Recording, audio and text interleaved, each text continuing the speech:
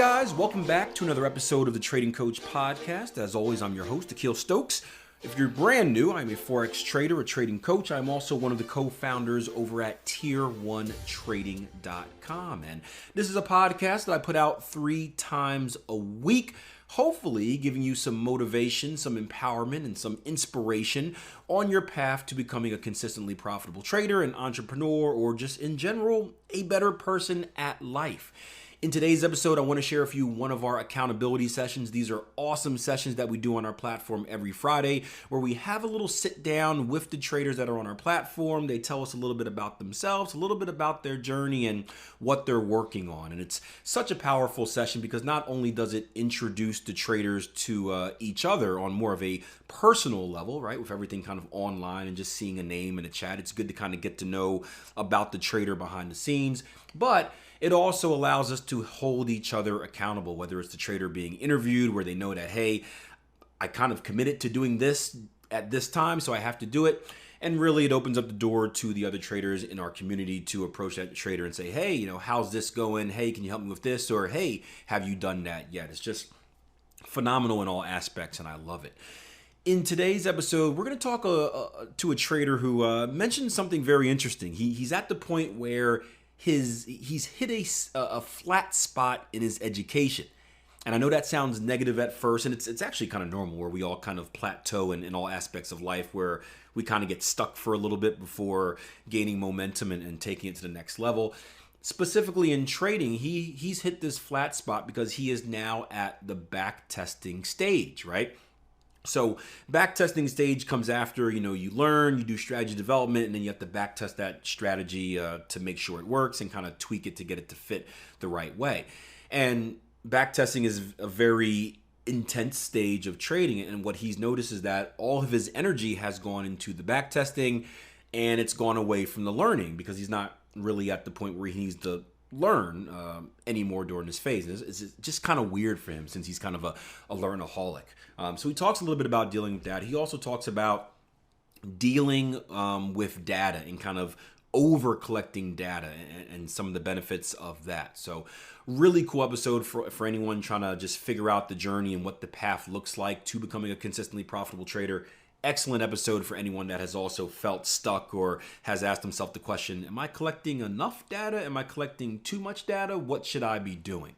So check it out. Enjoy it. Do me a favor. If you do enjoy it, leave me a rating and a review. That's the best way you can support this podcast. We're doing massive numbers. We're always ranked as one of the top Forex trading podcasts on iTunes. And as a competitor, I would like to stay there. So play your part. I appreciate it in advance. And I hope you enjoyed today's episode. So what's been going on, mate? Because you developed, the last time I spoke to you, you was developing really cool spreadsheets. You was so process driven. I was blown away. How's it been going? Well, I've created a few more little trackers, I suppose they are really, and but what I think before I go into that, I sort of just wanted to say, in terms of the education side of things, I reckon I sort of have got to a bit of a flat spot where I've been taking a lot in and I've been going over and over and over.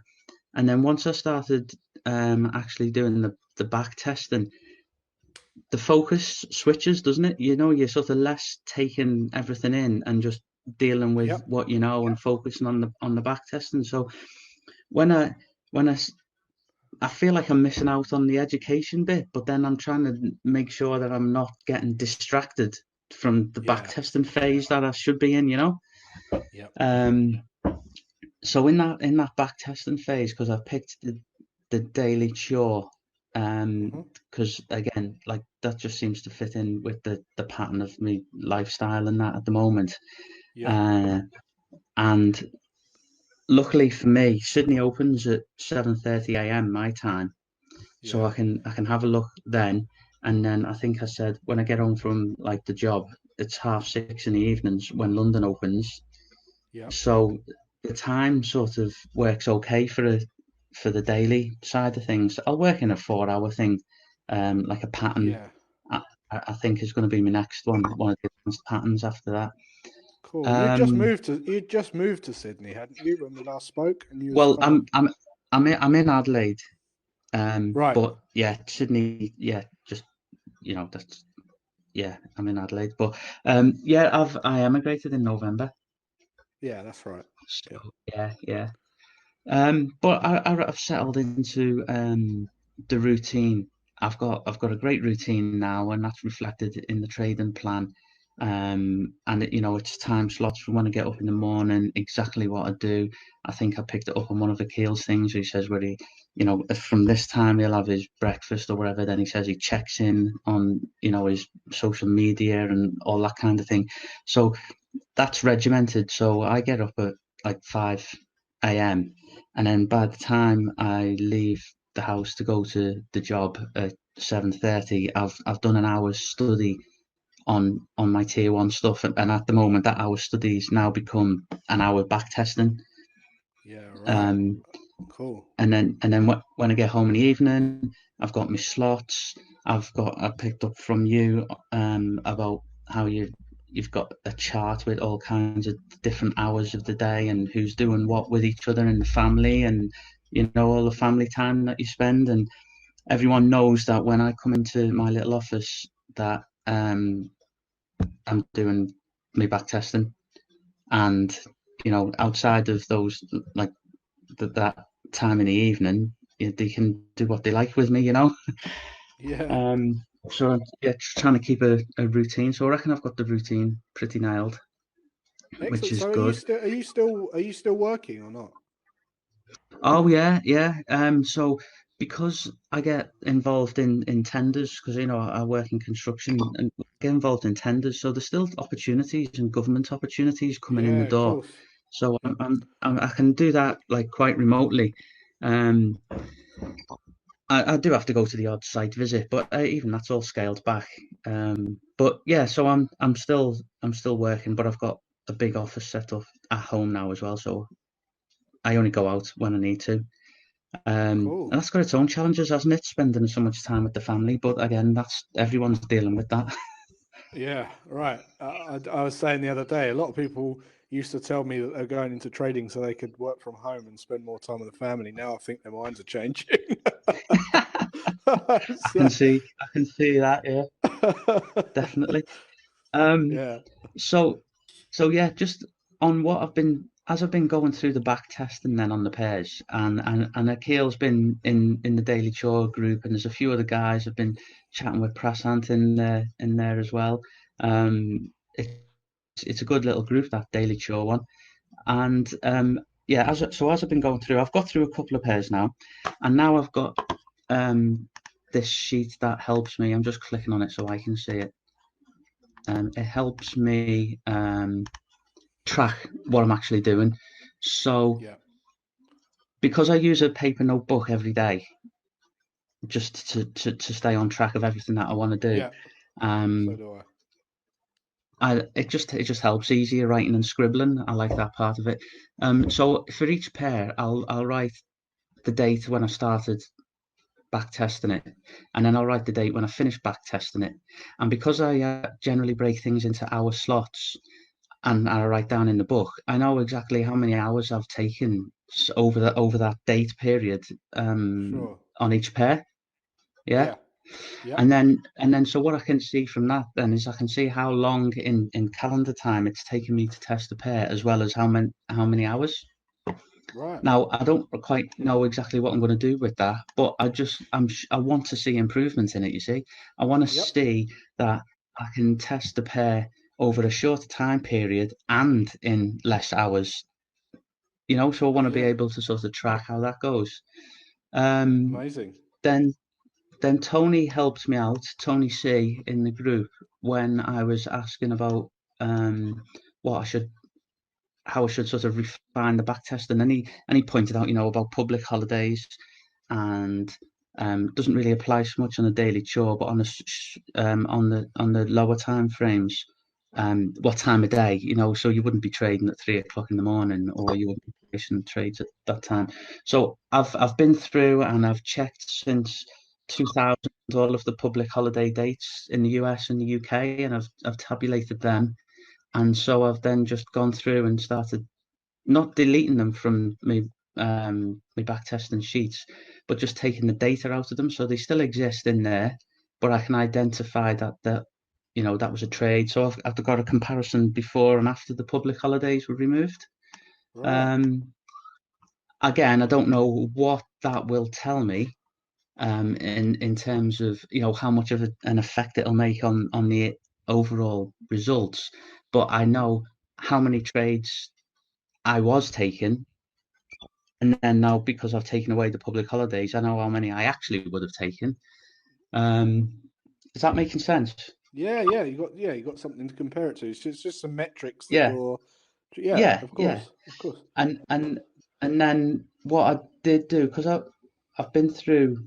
I feel like it's all just trying to flood out of me. Sorry, Jason, if it gets a little That's bit all right, mate. muddled. That's what It's these are yeah, for. It's your show. yeah. Well, because as a lot of people say, you don't actually talk about what you're doing until you get to these sessions, do you? Exactly, So it's all in your head. exactly. So right, what I did do is I went back over the pairs that I tested, and how I mark my charts up. I could go back and check all of those marks and see whether I'd made any errors. And sometimes the errors were silly, as in I wasn't marking the entry at like 1 pip above the high. I was just putting the actual price in, Right. or I would get the stop loss and the target mixed up. And these are just things that just the odd one would just pop in the list, and I wasn't concentrating, or I just got distracted, and I'd inputted the data incorrectly. And Yeah.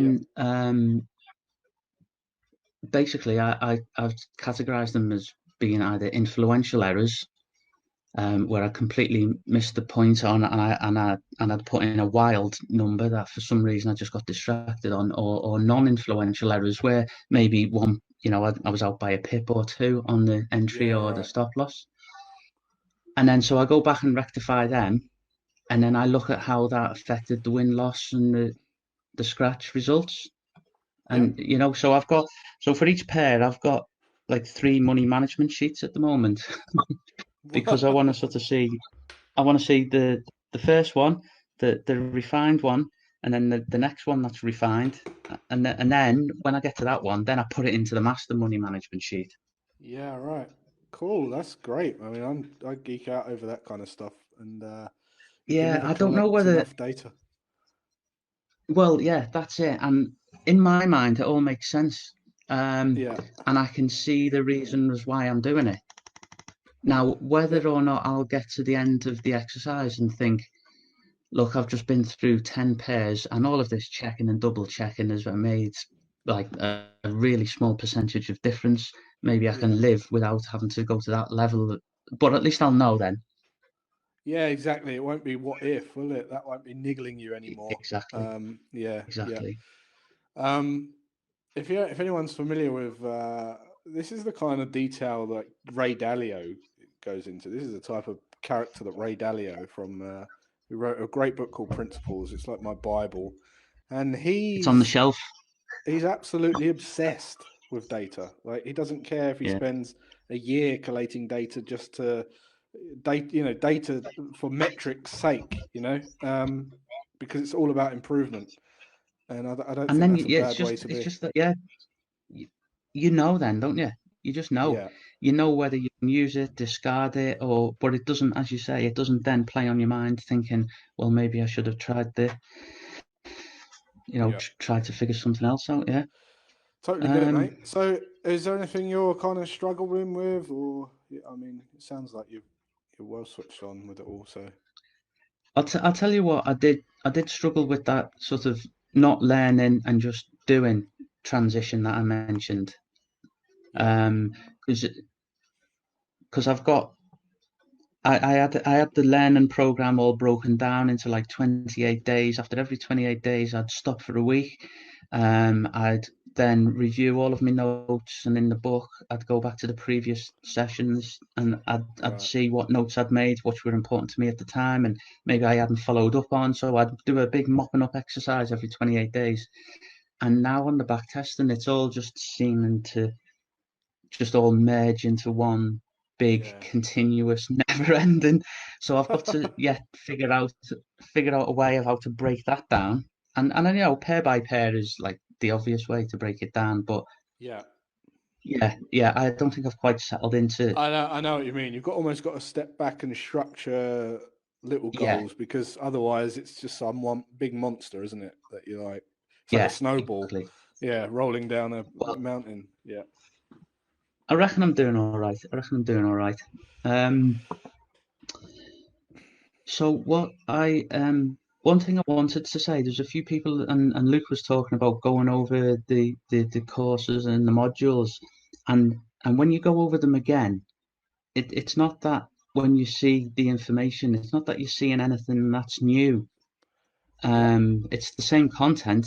What you're seeing it from a different place. You're in a different place when you review these modules and look at them again, Of because you course. know more and you've moved on.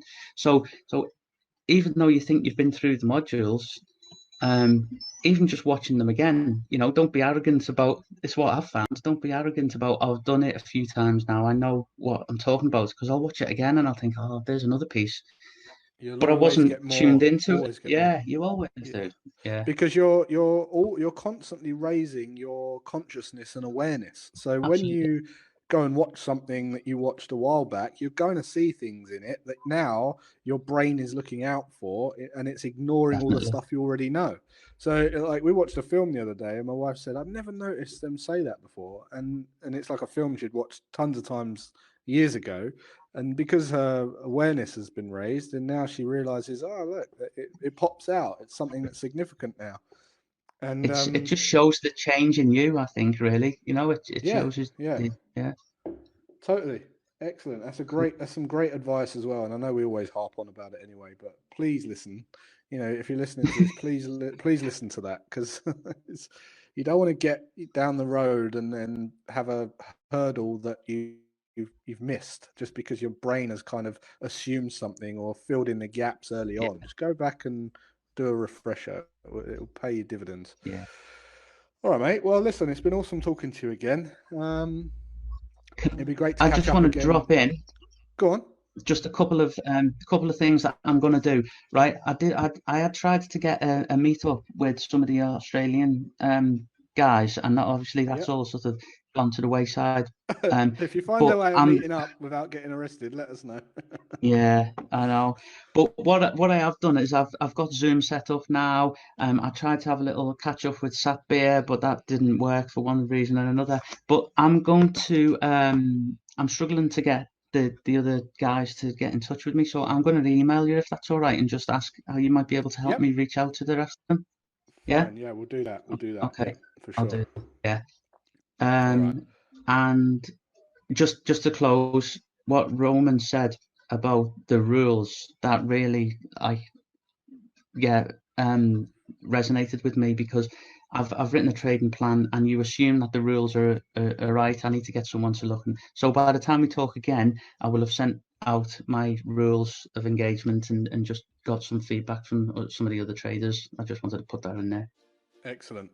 All right, mate. Well, listen, I hope we can talk again in the next, in this next 6 weeks or so. I Yeah. really enjoy hearing what you're up to. So until then, have a great weekend, mate. Yeah. Cheers. All the best. Thanks, guys. And yeah, I'll see you next time.